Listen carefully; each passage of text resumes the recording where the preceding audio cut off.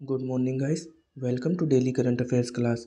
आज 3 मार्च है और 3 मार्च के जितने भी इम्पोर्टेंट करंट अफेयर्स एग्ज़ाम के पॉइंट ऑफ व्यू से बन सकते हैं वह सभी हम आज की क्लास में डिस्कस करेंगे।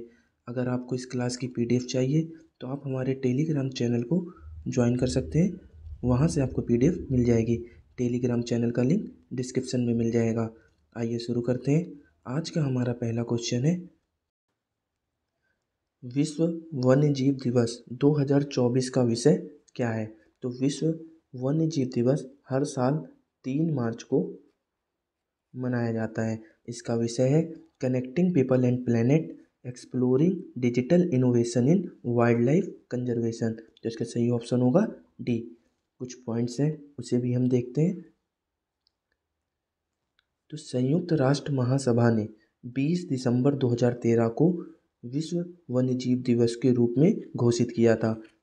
यह दिन दुनिया के वन्यजीवों और वनस्पतियों के बारे में जश्न मनाने और जागरूकता बढ़ाने के लिए समर्पित है।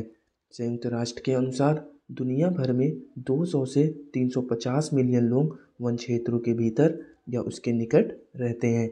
विश्व की लगभग 28% भूमि का प्रबंधन वर्तमान में स्वदेशी लोगों द्वारा किया जा रहा है। ये मार्च के इम्पोर्टेंट डेट्स हैं, इसे भी हम देख लेते हैं। 1 मार्च को हम वर्ल्ड सिविल डिफेंस डे मनाते हैं। 4 मार्च को नेशनल सेफ्टी डे। 8 मार्च को इंटरनेशनल वुमेंस डे। 8 मार्च को Ramakrishna Jayanti. 13 March no smoking day. 15 March world sleep day. 15 March world consumer rights day. 18 March ordnance factory day. 21 March world forestry day. 21 March world down syndrome world poetry day. 21 March world water day. 22 March 24 March को world TB day. ये बहुत ही ज़्यादा important है। 27 मार्च को world theatre day मनाते हैं। 1 मार्च को हम विश्व समुद्री घास दिवस भी मनाते हैं और शून्य भेदभाव दिवस भी 1 मार्च को मनाया जाता है। अगला क्वेश्चन देखते हैं। राष्ट्रीय जन्म दोष जागरूकता माह 2024 का विषय क्या है। तो इसका सही ऑप्शन होगा B, breaking barrier inclusive support for children with birth defect.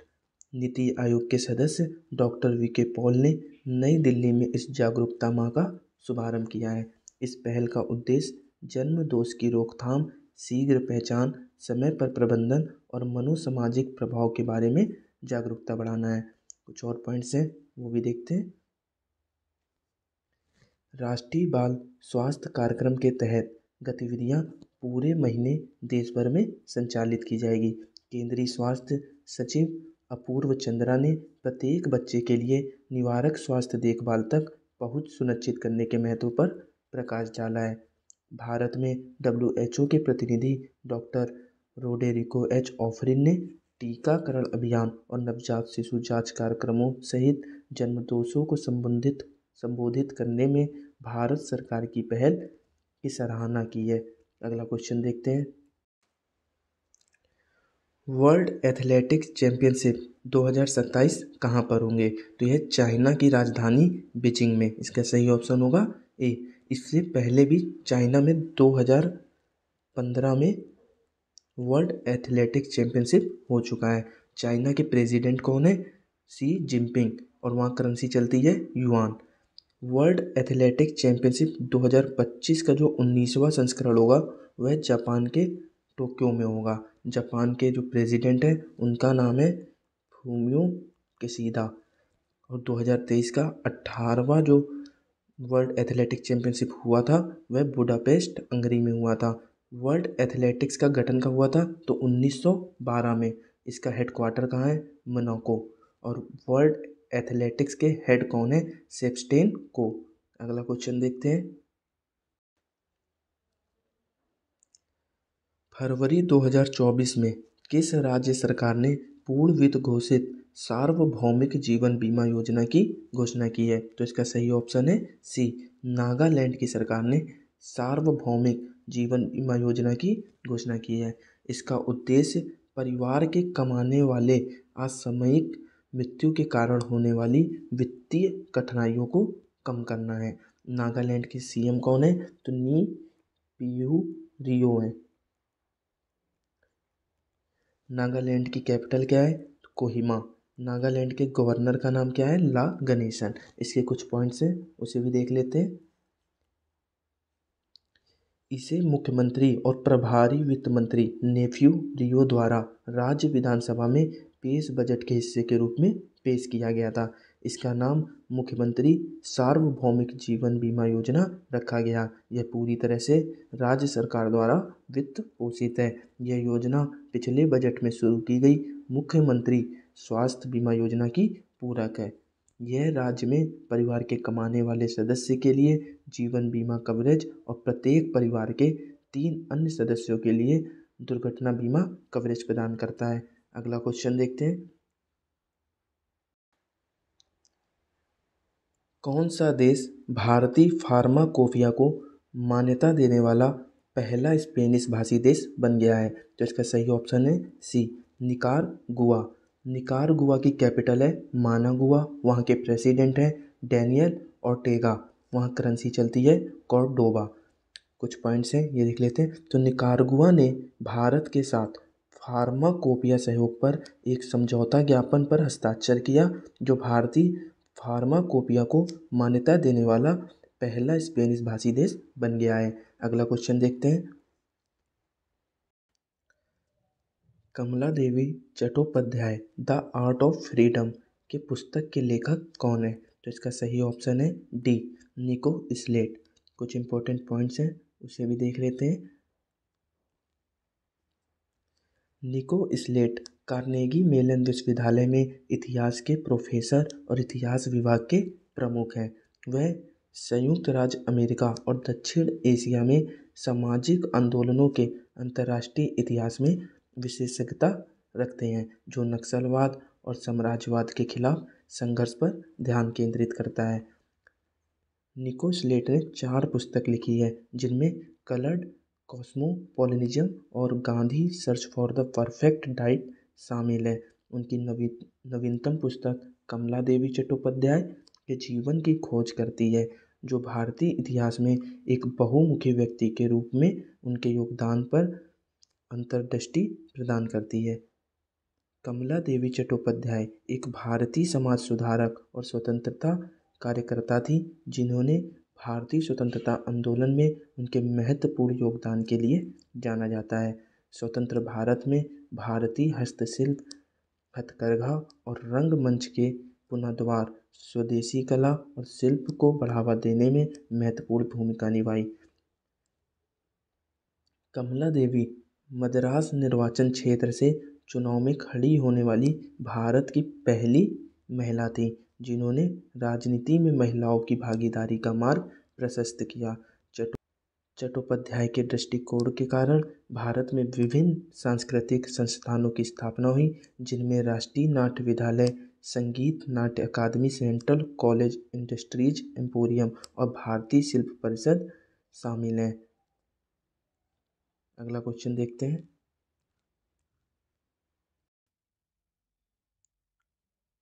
हाल ही में किस राज्य में महाराणा प्रताप की 21 फीट ऊंची मूर्ति का अनावरण किया गया है?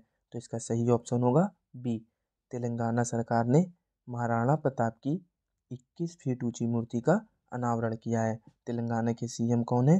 रेवंत रेड्डी। और गवर्नर कौन है? तमिलसाई सौंदरराजन। इसके कुछ पॉइंट्स हैं, उसे देख लेते हैं।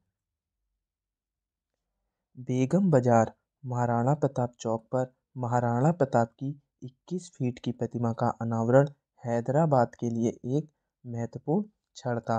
यह प्रतिमा शहर में अपनी तरह की सबसे बड़ी श्रद्धेय राजपूत योद्धा की स्थायी विरासत के प्रमाण के रूप में कार्य करती है, जो आने वाली पीढ़ियों के लिए उनकी भावना को संजोए रखती है। अगला पॉइंट देखते हैं।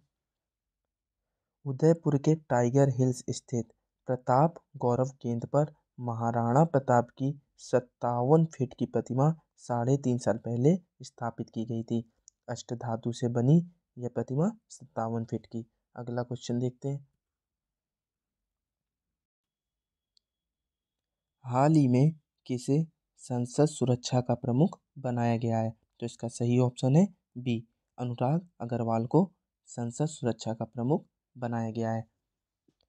अजय माणिकराव कानखिलकर, इन्हें नया लोकपाल बनाया गया है अभी। और अनीश शाह, ये फिक्की के नए हेड बने हैं।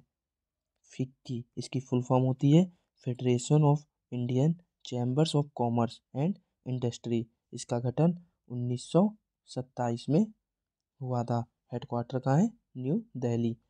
अरविंद पनगाड़िया, ये वित्त आयोग के अध्यक्ष बने हैं, 16वें अध्यक्ष। अगला क्वेश्चन देखते हैं। हाल ही में वाडी नरद्वारका में ICG Indian coast guard jetty का उद्घाटन किसने किया है? तो इसका सही ऑप्शन है गुजरात के रक्षा मंत्री श्री अजय भट्ट ने इसका उद्घाटन किया है। गुजरात के सीएम कौन है? भूपेंद्र भाई पटेल। और गुजरात के गवर्नर कौन है? आचार्य देवव्रत। रक्षा राज्य मंत्री अजय भट्ट ने 1 मार्च 2024 को भारतीय तटरक्षक जेट्टी वाडीनार का उद्घाटन किया है। जेट्टी का निर्माण 74 करोड़ रुपए के जमा कार्य के रूप में दीनदयाल पोर्ट अथॉरिटी द्वारा किया गया था। और भारतीय तट रक्षक दिवस हम 1 फरवरी को मनाते हैं। अगला क्वेश्चन देखते हैं।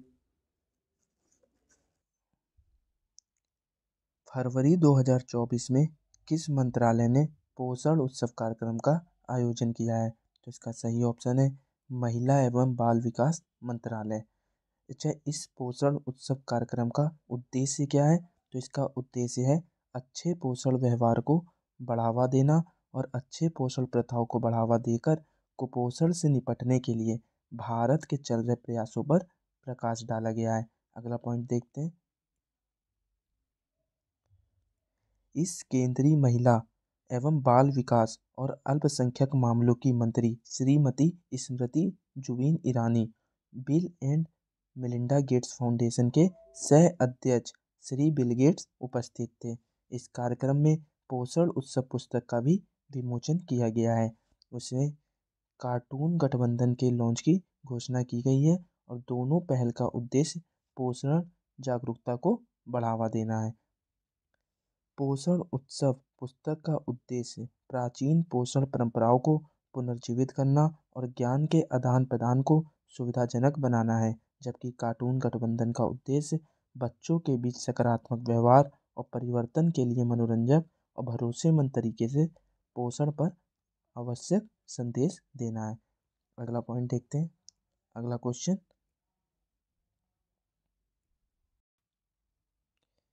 किस देश की सांसद ने विवादास्पद एलजीबीटीक्यू विरोधी विधेयक, मानव यौन अधिकार और पारिवारिक मूल्य विधेयक के लिए मंजूरी दे दी है? तो इसका सही ऑप्शन है ए, घाना की सांसद ने यह मंजूरी दी है। घाना की सांसद ने विवादास्पद एलजीबीटीक्यू विरोधी विधेयक, मानव यौन अधिकार और पारिवारिक मूल्य विधेयक को मंजूरी दी है, जो राष्ट्रपति की सहमति की प्रतीक्षा कर रहा है। अच्छा, घाना की कैपिटल क्या है? तो घाना की कैपिटल है एकरा और वहाँ करेंसी चलती है सेडी। और घाना के प्रेसिडेंट कौन है? नाना अकुफो अड्डो। अगला क्वेश्चन देखते हैं।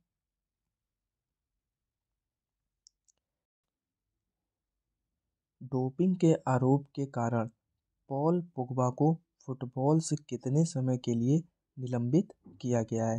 तो इन्हें निलंबित किया गया है 4 साल के लिए। तो इसका सही ऑप्शन होगा सी, पॉल पोगबा ये फ्रांस के खिलाड़ी हैं। अगला क्वेश्चन देखते हैं। लाइमन दिवस कब मनाया जाता है? इसका आयोजन किसने किया है? तो इसका आयोजन CEA सेंट्रल इलेक्ट्रिसिटी अथॉरिटी ने किया है। कब किया? 4 मार्च 2024 को। तो इसका सही ऑप्शन क्या होगा? ए। आइए इसके कुछ पॉइंट्स हैं उसे भी देखते हैं। केंद्रीय विद्युत प्राधिकरण विद्युत मंत्रालय 4 मार्च 2024 को नई दिल्ली में लाइमन दिवस के चौथे संस्करण का आयोजन कर रहा है। यह दिवस लाइमन और ग्राउंड मेंटेनेंस कर्मचारियों के अथक समर्पण और सेवा को मान्यता देने के लिए मनाया जा रहा है, जो देश भर में बिजली वितरण के काम में सबसे महत्वपूर्ण भूमिका निभाते हैं। Tata power Delhi distribution limited के सहयोग से यह उत्सव आयोजित हो रहा है। इसकी थीम क्या है? तो सेवा सुरक्षा स्वाभिमान जो इसकी थीम है। अगला क्वेश्चन देखते हैं। हाल ही में किस राज्य में सरकारी नौकरियों हेतु 2 बच्चों के नियम को सुप्रीम कोर्ट की मंजूरी मिल गई है? तो इसका सही ऑप्शन है सी, राजस्थान। राजस्थान के सीएम है भजन लाल शर्मा। यहाँ के गवर्नर है कलराज मिश्रा। इसके कुछ पॉइंट्स हैं इंपॉर्टेंट, वो भी देख लेते हैं। तो राजस्थान के मुख्यमंत्री विश्वकर्मा पेंशन योजना का शुभारंभ किया है। राजस्थान में लौह अयस्क के विशाल भंडार पाए गए हैं। राजस्थान के मुख्य सचिव के रूप में सुधांशु पंत को नियुक्त किया गया है। राजस्थान डीजीपी का अतिरिक्त कार्यभार उत्कल रंजन ने संभाला है। ईस्टर्न राजस्थान कैनल प्रोजेक्ट पर राजस्थान और मध्य प्रदेश के बीच सहमति हुई है। अगला क्वेश्चन देखते हैं। हाल ही में किस देश के पूर्व प्रधानमंत्री ब्रायन मल्रोनी का निधन हुआ है? तो यह कनाडा के पूर्व प्रधानमंत्री हैं। कनाडा के प्रेजेंट प्रधानमंत्री कौन है? तो जस्टिन ट्रूडो यहाँ के पूर्व प्रधानमंत्री हैं। कुछ इंपॉर्टेंट पॉइंट्स हैं, उसे देख लेते हैं। भारत ने कनाडा के साथ ई वीज़ा सेवाएं फिर से शुरू कर दी हैं। कनाडा ने इटली को 2-0 से हराकर बिली जीन किंग कप का खिताब जीता है। कनाडा की डेनियल मैकगाहे अंतर्राष्ट्रीय क्रिकेट खेलने वाली पहली ट्रांसजेंडर बनी है। कनाडा ने वैश्विक पर्यावरण सुविधा की 7वीं असेंबली की मेजबानी की है। मीडिया कानून को लेकर गूगल कनाडा ने स्थानीय समाचारों पर रोक लगाएगा। ये नाम है जिनका हाल ही में निधन हुआ है, तो ये भी इम्पोर्टेंट है, ये देख लेते हैं। तो सुप्रीम कोर्ट की पहली महिला न्यायाधीश फातिमा बीबी का निधन हो गया है। गजल गायक पंकज उदास का निधन हो गया है। कर्नाटक के पूर्व जूनियर क्रिकेटर थे के होयसला, इनका 34 वर्ष में निधन हो गया।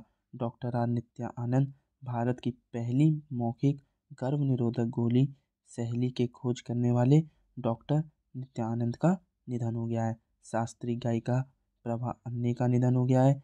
मशहूर उर्दू गायक मुनव्वर राणा का निधन हो गया है।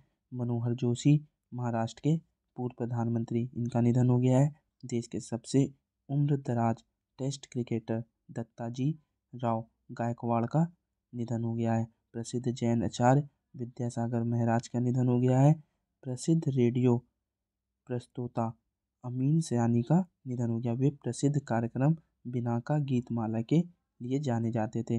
भारत के सबसे उम्रदराज सांसद और समाजवादी पार्टी नेता शफीकुर रहमान बर्फ का निधन हो गया है। अगला क्वेश्चन देखते हैं। हाल ही में देश का पहला सेमीकंडक्टर फैब किस राज्य में स्थापित किया जाएगा? तो इसका सही ऑप्शन है सी, गुजरात में। राजकोट स्टेडियम का नाम निरंजन शाह के नाम पर रखा जाएगा। गुजरात के फल कच्ची खरीक को जीआई टैग मिला। भारत का सबसे बड़ा थिएटर फेस्टिवल भारत रंग महोत्सव कच्छ में शुरू हुआ। दक्षिण कोरियाई कंपनी सिम्मेटेक गुजरात के सानंद में सेमीकंडक्टर संयंत्र स्थापित करेगी। गुजरात ने 2026-2027 तक 500 अरब डॉलर की अर्थव्यवस्था बनने का लक्ष्य रखा है। आगे देखते हैं। तो दोस्तों ये थे आज के इम्पोर्टेंट करंट अफेयर्स। अगर आपको क्लास पसंद आई हो तो वीडियो को लाइक, सब्सक्राइब और शेयर कीजिएगा। और ये रहा आपका पिछली क्लास में पूछा हुआ क्वेश्चन, जिसका आंसर अब मैं आपको देता हूँ। तो डीआरडीओ ने किस तारीख में वायु रक्षा प्रणाली का सफल परीक्षण किया? तो यह किया 28 और 29 फरवरी दोनों दिन। तो इसका ऑप्शन हो जाएगा सी सही। डीआरडीओ की फुल फॉर्म होती है defence research and development organisation. इसका हेडक्वार्टर न्यू दिल्ली में है। आज आपके लिए है ये क्वेश्चन, इसका आंसर आप कमेंट बॉक्स में दीजिएगा। हाल ही में किस राज्य में महाराणा प्रताप की 21 फीट ऊंची मूर्ति का अनावरण किया गया है? अगर आपको इस क्लास की पीडीएफ चाहिए तो हमारे टेलीग्राम चैनल को ज्वाइन कीजिए, वहाँ से आपको पीडीएफ मिल जाएगी। और वीडियो को लाइक और सब्सक्राइब करना ना भूलिएगा। धन्यवाद।